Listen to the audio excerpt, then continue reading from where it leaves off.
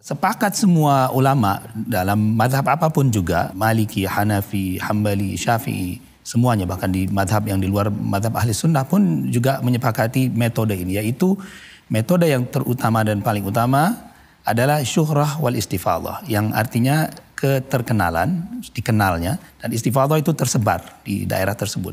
Nah, ini metode yang disepakati oleh semua ulama. Nah, dalam hal ini kita lihat nasab Bani Alawi sudah syuhrah dan istifadah sudah dikenal semenjak zaman dahulu dan juga tersebar informasinya, bukan hanya di tempat tersebut, bahkan requirement atau syaratnya itu hanya di tempat tersebut pun juga sudah cukup, tapi Sa'ad Bani Alawi dikenal di berbagai tempat, jadi sudah memenuhi syarat syuhrah dan istifadah. Nah, kemudian teman-temanku sekalian, di sini saya ada yang sepakat dan juga ada yang tidak sepakat dengan pernyataan Habib Fikri Shahab ini ya. Yang sepakat bahwasanya betul memang metode syuhrah wal istifadah itu disepakati oleh seluruh ulama dari 4 mazhab, Syafi'i, Maliki, Hambali, Hanafi, sebagai metode untuk mengisbat nasab seseorang. Akan tetapi ketika beliau itu menjelaskan definisi daripada syuhrah wal istifadah, nah di situ kami kurang sepakat dengan beliau. Karena sepanjang yang kami ketahui, definisi syuhrah dan istifadah itu adalah terkenal. Betul, memang terkenal. Syuhrah dan istifadah itu menyeluruh, ya, menyeluruh dan sepanjang zaman. Karena menurut pendapat dari kalangan ulama mazhab Syafi'i, istifadah itu maknanya adalah tulus zaman. Ya, dikenal sepanjang zaman oleh para ulama ahli nasab. Yang namanya syuhrah wal istifadah artinya ditulis di dalam setiap kitab-kitab nasab yang ditulis oleh para ulama pakar ilmu nasab. Tidak hanya terkenal di daerahnya sendiri, tapi menyeluruh, gitu loh, sepanjang zaman oleh setiap para ulama pakar ilmu nasab. Nah, di situ letak kami tidak setujunya. Kemudian yang kedua, yang kami tidak setuju dengan Habib Fikri Shahab ini, beliau mengatakan bahwasanya Sa'adah Ba'alwi ini sudah terkenal dan menyebar keterkenalannya itu dari zaman ke zaman, gitu loh. Padahal kita sama-sama tahu ya bahwasanya Sa'adah Ba'alwi itu baru terkenal, baru mencapai syuhrah wal istifadah itu di abad ke-12 dan 13. Abad-abad sebelumnya itu tidak ada yang menyatakan bahwasanya para Ba'alwi ini sebagai keturunan Kanjeng Nabi Muhammad SAW yang nasabnya bersambung dari Ubaidillah kepada Ahmad bin Isa al-Muhajir. Nah, kalau memang Habib Fikri Shahab ini mengatakan demikian, maka dia harus mendatangkan buktinya, gitu loh. Harus mendatangkan buktinya, bukti riwayat kitab-kitabnya, para ulama pakar nasab siapa saja yang menyebutkan, karena secara fakta dan realita yang sudah disebutkan oleh Kiai Imad, bahwasanya dari mulai abad ke-4 sampai abad ke-7, ke-8 tidak ada yang menyebutkan nama Ubaidillah ataupun Abdullah sebagai salah satu putra daripada Imam Ahmad bin Isa ar-Rumi. Begitu ya teman-teman. Nah, ini kita lihat semua dari awal sejarahnya Ahmad al-Muhajir, begitu juga dengan anak beliau, mereka adalah orang-orang yang saleh, orang-orang yang penuh dengan ilmu dan ketakwaan. Insya Allah orang-orang yang seperti itu tidak akan melakukan klaim secara sepihak, karena mereka sangat memahami bahwa untuk mengaku-ngaku nasab itu adalah suatu dosa yang sangat besar. Beberapa faktor yang lain juga yang perlu dipertimbangkan dalam masalah nasab juga takrir ulama, baik itu ulama ahli nasab atau ulama yang lainnya. Kita lihat sepanjang sejarah penuh dengan takrir ulama yang mengisbat, yang menguatkan semua nasab Bani Alawi ini dari abad ke abad ya. Yang tercatat kita bisa lihat itu yang tercatat Al-Janadi di abad ke-7. Sebelumnya mungkin sudah ada di manuskrip-manuskrip lain. Begitu juga di dalam syair-syair yang dinukil di abad berikutnya. Termasuk juga takrir dari penguasa, dari hakim.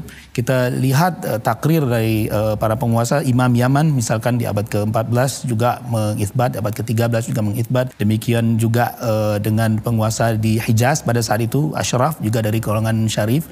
Ashraf, maka mereka memberikan naqabatul ashraf, yaitu posisi pemimpinan para syarif di Hijaz kepada Saada Bani Alawi, dan itu sebetulnya atas titah juga dari pemerintah Utsmani. Pemerintah Utsmani pada saat itu mereka mengeluarkan keputusan bahwa hanya orang yang betul-betul sudah diverifikasi dan valid nasabnya yang boleh menyandang gelar Sayyid Syarif pada saat itu. Begitu juga apalagi yang menempati posisi sebagai pemimpin para Sayyid atau Syarif. Nah, kepemimpinan Sayyid dan Syarif ini juga silih berganti. Terkadang pemerintah Utsmani yang langsung memberikan keputusan tersebut, atau juga wakil mereka yaitu para Syarif, yaitu para penguasa Amir yang berada di Hijaz. Dan dilihat dari sejarahnya, Bani Alawi sering sekali, malah dominan sekali mereka diberikan kepemimpinan Naqibul Ashraf atau Naqibus Sadah pada saat itu, ya pemimpin para sayyid yang mengurus urusan-urusan mereka. Nah, dari sini sangat tidak logis ya apabila seorang yang nasabnya diragukan, mereka dipilih sebagai Naqibul Ashraf di Hijaz apalagi pada saat itu, dan penuh dengan para ulama ya, dan para ulama juga memberikan takrir yang menguatkan nasab mereka ini. Nah, di video berikutnya ini beliau itu menyatakan bahwasanya ya kemasyhuran dan keistifadhahan daripada Bani Alawi itu ditinjau dari segi sejarah, karena sepanjang zaman itu sudah dikenal oleh para ahli ulama dan ahli nasab dan juga bukan ahli nasab ya. Termasuk kita melihat dari sisi takrir, yaitu pengakuan para ulama, yang banyak ulama itu mengakui tentang nasabnya Bani Alawi ini sejak abad dahulu sampai sekarang. Cuman yang perlu kita garis bawahi ya, ketika dia mengatakan banyak ulama yang mentakrir atau mengakui keabsahan nasab Sa'adah Ba'alwi itu sepanjang zaman, kata dia ya, dari zaman dahulu, ternyata dia menyebutkan seperti Al-Janadi di abad ke-7. Padahal Al-Janadi itu bukan di abad ke-7, tapi di abad ke-8 di dalam kitab As-Suluk fi Tabaqatil Ulama'i wal Muluk. Itu yang pertama, kesalahan dia ya. Kemudian yang kedua, itu pengakuan daripada penguasa Yaman di abad ke-14 dan juga 13, kata dia. Nah, ini bukan tidak memenuhi standar syuhra wal istifadhah.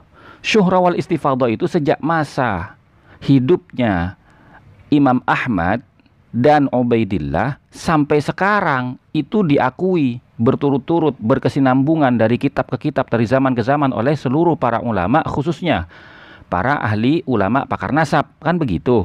Nah, kemudian dia mengatakan bahwasanya seperti di Hijaz itu diakui Bani Alawi ini di Hijaz gitu ya. Beliau diberikan jabatan sebagai Naqibul Ashraf di sana, dan juga karena penguasa Turki saat itu hanya memberikan jabatan itu kepada orang-orang yang terverifikasi nasabnya secara sahih. Nah, ini bertabrakan dengan pengakuan atau pernyataan Habib Ali bin Muhsin As-Segaf di dalam kitabnya Al-Istizadah yang sudah sering kita bahas dan banyak konten kreator yang membahas itu. Bahwasanya di Hijaz saat itu ya ada Syarif Aunur Rafiq yang melarang Bani Alawi itu menggelari dirinya dengan gelar Sayyid dan Syarif, dan juga melarang orang untuk menggelari mereka dengan gelar Sayyid dan Syarif. Nah, ini bertentangan gitu loh. Jadi saya rasa Habib Fikri Syahab ini bukan seorang pakar sejarah, pakar antropologi, dan juga pakar ilmu nasab, apalagi pakar genetika.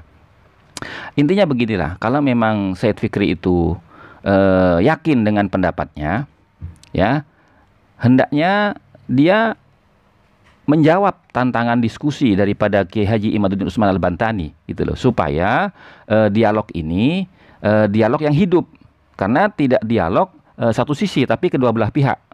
Nah, nanti kita adu argumennya, bagaimana argumentasinya Habib Fikri Syahab ini, dan bagaimana argumentasinya Kiai Haji Imaduddin Utsman Al-Bantani. Barangkali Habib Fikri Syahab ini bisa mematahkan argumentasi yang dibangun oleh Kiai Imad di dalam riset ilmiahnya tentang menakar keabsahan nasab Habib di Indonesia. Barangkali gitu kan. Nah, kalau cuman begini-begini kan ya, ini buktinya banyak kesalahan beliau itu. Dari definisi syuhra wal istifadhah, terus menyebutkan kapan syuhra wal istifadhahnya. Katanya sepanjang zaman, ternyata dimulai dari abad ke-7 Al-Janadi. Padahal Al-Janadi itu abad ke-8 gitu loh. Dan syuhra wal istifadhahnya Sa'adah Ba'alwi itu dimulai pada abad ke-12-13 gitu loh. Bukan sejak awal lahirnya atau masa hidupnya Imam Ahmad bin Isa dan juga Ubaidillah yang dianggap sebagai salah satu putra daripada Imam Ahmad bin Isa An-Naqib gitu ya. Nah, jadi kalau dimulai dari abad ke-8 karena dia menyebutkan Al-Janadi ya toh, kemudian abad ke-14 di mana penguasa Yaman mengakui nasabnya kaum Ba'alwi ini, kemudian di abad ke-13 dan juga di di abad berikutnya seperti penguasa Hijaz dan Ottoman. Nah, itu tidak memenuhi standar syuhrah wal istifadhah yang disepakati oleh para ulama dari 4 madhab, Maliki, Hambali, Syafi'i, Hanafi. Karena kita ambil misalkan dalam madhab Syafi'i, para ulama madhab Syafi'i berpendapat bahwasanya al-istifadhah itu tuluz zaman, sepanjang zaman. Artinya dari masa hidupnya Ahmad bin Isa dan Ubaidillah sampai sekarang, semua para ulama pakar ilmu nasab itu mencatat namanya gitu ya. Bukan tidak mencatat namanya, kemudian setelah 550 tahun menurut penelitiannya Kiai Imad tiba-tiba muncul nama itu. Nah, itu tidak memenuhi standar syuhrah wal istifadhah. Begitu ya teman-teman. Misalkan penggunaan nama, kita tahu Bani Alawi itu adalah keturunan daripada Alawi, kan keturunan Alawi, makanya disebut dengan Alawi karena salah satu dari leluhur mereka, kakek mereka bernama Alawi atau Alwi yang biasa dikenal dengan dialek Hadramaut. Penggunaan nama Alawi itu sendiri baru pertama kali digunakan di Hadramaut pada zaman itu oleh beliau, anak yang bernama Alawi ini sendiri. Jadi belum ada nama tersebut digunakan sebelumnya. Itu bisa dicek di kitab biografi atau disebut dengan tarajim. Alawi itu sendiri adalah nama yang dinisbahkan kepada Ali bin Abi Thalib, baik itu keturunan atau pengikutnya. Nah, orang di zaman itu tidak ada yang merasa berhak atau merasa ingin menamakan anaknya Alawi karena mereka tidak bernisbah kepada Ali bin Abi Thalib. Hanya orang yang bernisbah kepada turunan Ali bin Abi Thalib yang merasa layak untuk menamakan nama tersebut. Selanjutnya juga yang terakhir kita bisa lihat juga berbagai manuskrip, bahkan Imam Ahmad bin Isa Al-Muhajir itu dikenal sebagai muhaddits, yaitu ahli hadis. Beliau meriwayatkan beberapa hadis, banyak hadisnya dan tertulis ya di makhtutat tertentu yang berada di Hijaz dan juga berada di Persia, bahkan bisa diakses, didapatkan oleh salah satu keturunannya memegang itu. Di dalam riwayat yang disebutkan di manuskrip tersebut ada periwayatan dari jalur Ahlul Bait menyebutkan salah satu perawinya itu adalah Abdullah atau Ubaidillah bin Ahmad bin Isa. Jadi dari sini semuanya itu, semua faktor-faktor yang kita sebutkan tadi, dari syuhra wal istifadhah, kemudian dari catatan-catatan sejarah, manuskrip, sejarah dan arkeologi, antropologi, keadaan sosial, siapa mereka, semuanya menunjang bahwa mereka ini menguatkan dan isbat mereka bahwa mereka ini adalah memang betul keturunan daripada Ahmad bin Isa Al-Muhajir dan bersambung nasabnya ke Rasulullah Muhammad SAW. Nah, di sini beliau berbicara tentang nama ya, bahwasanya yang menguatkan keabsahan nasabnya Bani Alawi ini karena tidak ada di zaman itu orang yang menamakan namanya atau nama anaknya itu dengan nama Alawi, sebagaimana putra daripada Ubaidillah yang bernama Alwi. Karena apa? Karena nama Alwi itu identik dengan keturunan daripada Sayyidina Ali bin Abi Thalib atau pengikut-pengikutnya. Nah, ini menurut saya pribadi ya tidak masuk dalam logika penetapan nasab gitu loh. Karena apa? Karena begini, kalau berdasarkan nama, mohon maaf nih, kenapa Imam Ahmad bin Isa itu memberi nama anaknya Ubaidillah, kalaupun betul itu nasabnya tersambung kepada Imam Ahmad Ubaidillah itu. Karena apa? Karena salah seorang pembunuh Sayyidina Husain itu bernama Ubaidillah bin Ziyad ya. di mana beliau adalah seorang gubernur Bani Umayyah di Basrah dan Kufah dan Khurasan. Nah, beliaulah eksekutornya, salah satu eksekutor yang membunuh Sayyidina Husain. Nah, kalau kita bicara hanya karena nama itu menjadi salah satu penguat, maka tertolak dengan cerita bahwasanya Ubaidillah bin Ziyad lah salah satu eksekutor pembunuh leluhur daripada Imam Ahmad bin Isa al-Muhajir yang bernama Sayyidina Husain. Nggak mungkin dia memberi nama anaknya bernama Ubaidillah gitu loh. Nah, kemudian yang kedua, beliau katakan bahwasanya Ubaidillah ini adalah salah seorang perawi hadis di zamannya, gitu kan. Kalau memang dia itu betul perawi hadis dan disepakati oleh para ulama hadis sebagai perawi yang thiqah, tentunya seperti halnya ya Sayyid Ali Al-Uraidi, beliau seorang perawi hadis, maka biografinya itu tercatat di dalam disiplin ilmu hadis gitu loh. Tapi sampai detik ini bukti bahwasanya Ubaidillah ini salah satu perawi hadis, kenapa kok tidak ada satupun ulama yang menceritakan biografi beliau, silsilah beliau, baik itu ulama di luar pakar ilmu nasab, khususnya ulama di pakar ilmu nasab. Karena dari sejak abad ke-4 sampai abad ke-7 tidak ada satupun ulama an-nasabah atau ulama pakar nasab yang mengatakan di dalam catatan kitabnya Ahmad bin Isa An-Naqib Ar-Rumi Al-Muhajir itu punya anak bernama Ubaidillah. Tidak ada sama sekali. Artinya ini sangat terbantahkan gitu loh. Artinya Habib Fikri Syahab ini tidak dalam rangka ya mengkanter atau membantah riset ilmiahnya Kiai Imaduddin Utsman Al-Bantani. Beliau hanya bercerita tentang keluarga Ba'alwi ini dari sisi mereka sendiri, bukan dari sisi di luar mereka. Begitu ya teman-teman ya. Jadi ini tidak bisa membantah. Jadi ini percuma kita hanya mendengarkan dongeng saja gitu loh. Karena tidak ada buktinya. Ya, di kitab mana Ubaidillah itu tercatat sebagai ulama ahli hadis gitu loh. Kan begitu ya.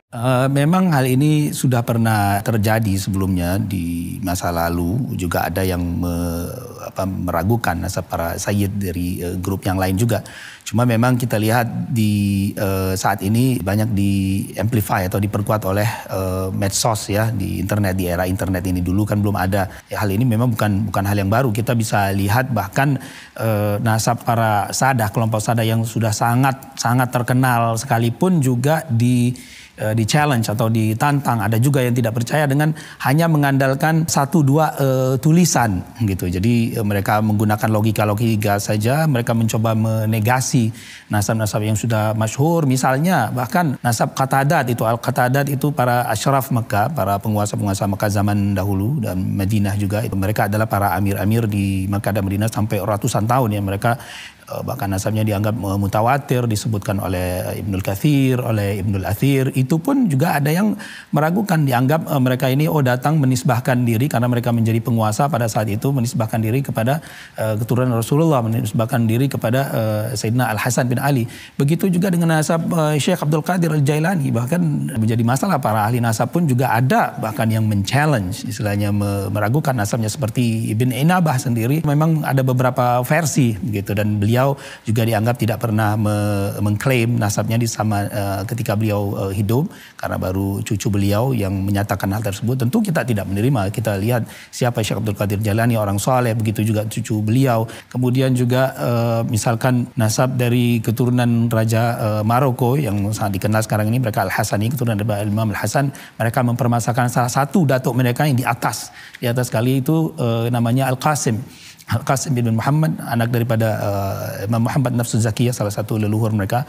Muhammad Nafsu Zakiyah bin Abdullah Al-Kamil bin Hasan Al-Muthanna bin Hasan bin Ali bin Abi Thalib. Disebutkan Al-Qasim ini dia bukan anaknya dari Muhammad Nafsu Zakiyah di salah satu kitab nasab yang bahkan merupakan salah satu rujukan. Tapi tahqiq atau penelitian berikutnya mengkonfirmasi keberadaan beliau. Hanya saja ahli nasab tersebut mungkin tidak menemukan, atau kabar yang tidak sampai.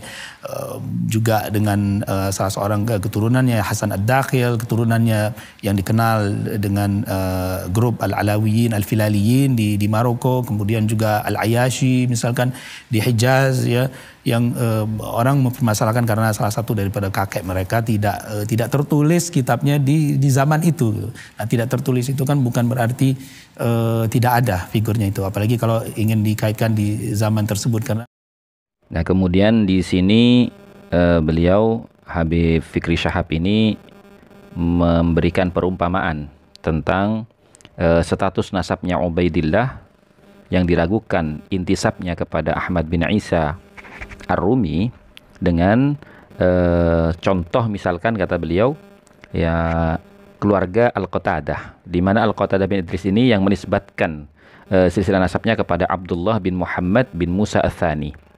Nah, itu dipertentangkan oleh para ulama, ya. Nah, cuman di sini tentang permasalahan keluarga Qatadah ini berbeda dengan keluarga Alwi bin Ubaidillah. Kenapa?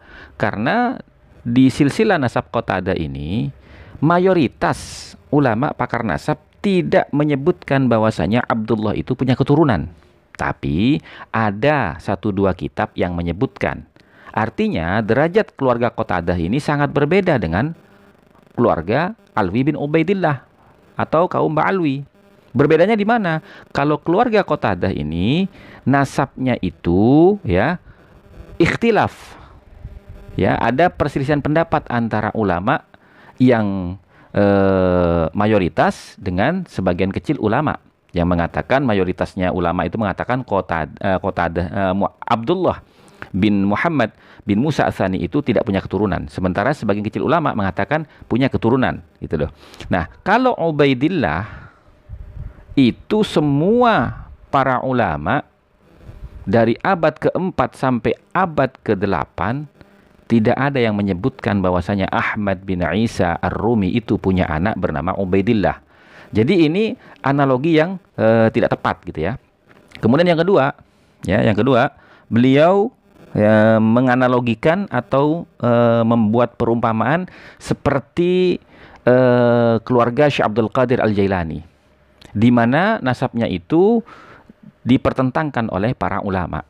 Bahkan para ulama pakar nasab itu tidak mengakui ketersambungan nasab Syekh Abdul Qadir Jailani kepada Sayyidina Hasan, gitulah.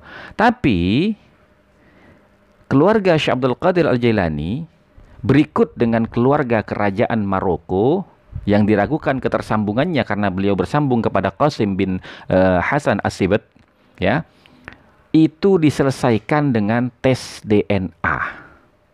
Ya, diselesaikan dengan tes DNA.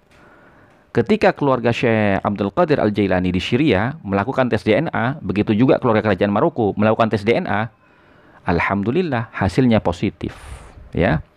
Secara biologis bersambung kepada Sayyidina Hasan ibn Ali dari Sayyidah Fatimah Az-Zahra, putri daripada Rasulullah SAW. Sementara Ubaidillah ini yang mengklaim, yang diklaim oleh keturunannya sebagai putra daripada Ahmad bin Isa Ar-Rumi, itu sama sekali tidak tercatat di semua kitab nasab yang mu'tabar dari mulai abad ke-4 sampai abad ke-7, ya. Yang kedua, tidak sama seperti keluarga Syekh Abdul Qadir Jailani dan keluarga kerajaan Maroko yang menyelesaikan perselisihan itu dengan tes DNA. Sampai detik ini belum ada kaum Ba'alwi yang berani melakukan tes DNA secara terbuka di depan publik dan mempublikasikan hasil tes DNA-nya. Begitu ya teman-teman ya. Jadi itu analogi yang salah menurut saya. Silahkan dicek kebenarannya. Dan kalau misalkan saya salah, saya manusia. Dan kalau saya benar, semua kebenaran adalah milik Allah Subhanahu wa Ta'ala.